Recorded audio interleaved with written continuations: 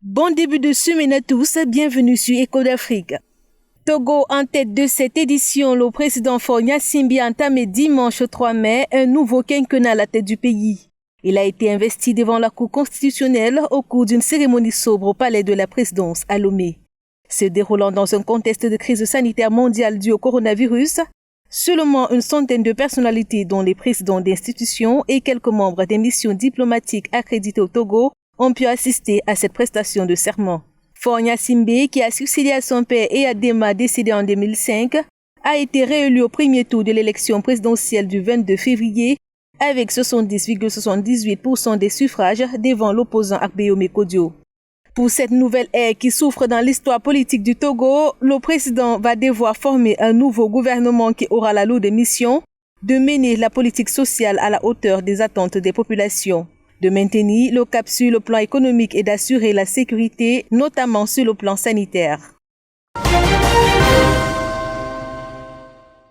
Direction Guinée-Bissau pour s'intéresser à la pandémie de coronavirus.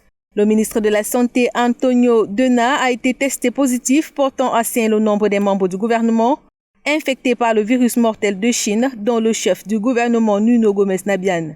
Selon le porte-parole de la Commission interministérielle de prévention et lutte contre le Covid-19, la contamination du ministre de la Santé est issue de la transmission communautaire. La Guinée-Bissau a enregistré une explosion de contamination ce week-end, soit 52 en 24 heures, portant à 257 le nombre total des malades dans le pays. Face à cette hausse subite du nombre de cas, le gouvernement a exhorté les populations à se conformer aux mesures sécuritaires et les gestes barrières pour couper la chaîne de propagation de la maladie. En plus de ces mesures barrières, la Guinée-Bissau s'est désormais comptée sur le remède des miracles malgaches pour éradiquer le coronavirus.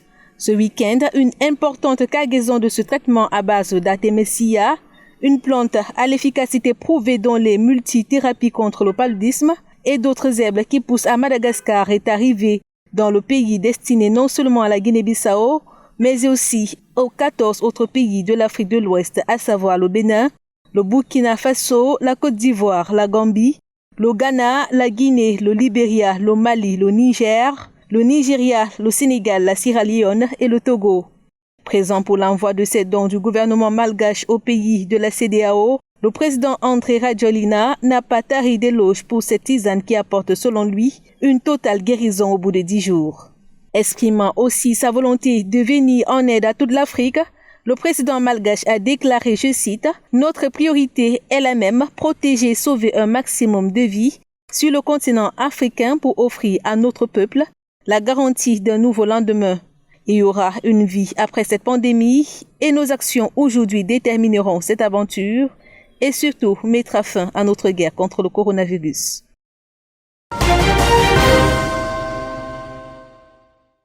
Et puis au Sénégal, face à l'ampleur de la progression du coronavirus, le président Macky Sall a décidé de prolonger jusqu'au 2 juin l'état d'urgence et de maintenir le couvre-feu de 20h à 6h du matin. C'est qu'en 72 heures, le pays a enregistré 249 nouvelles contaminations, dont 67 pour la journée du 3 mai, portant à un total de 1182 cas positifs, 372 guéris, 9 décès, 1 évacué, 800 encore sous traitement et 4 pensionnaires des services de réanimation dans un état grave. Selon le coordonnateur de la riposte contre la COVID-19, 11 régions et 33 districts sur 79 sont touchés. Il a par ailleurs noté que la plus grande inquiétude se situe au niveau des patients qui contaminent à grande échelle, avec une moyenne de 28 environ et qui à eux seuls sont responsables de plus de 20% des cas. Cette fois en Gambie, face à cette épidémie, l'arme du dépistage massif résonne pour identifier d'éventuelles personnes contaminées.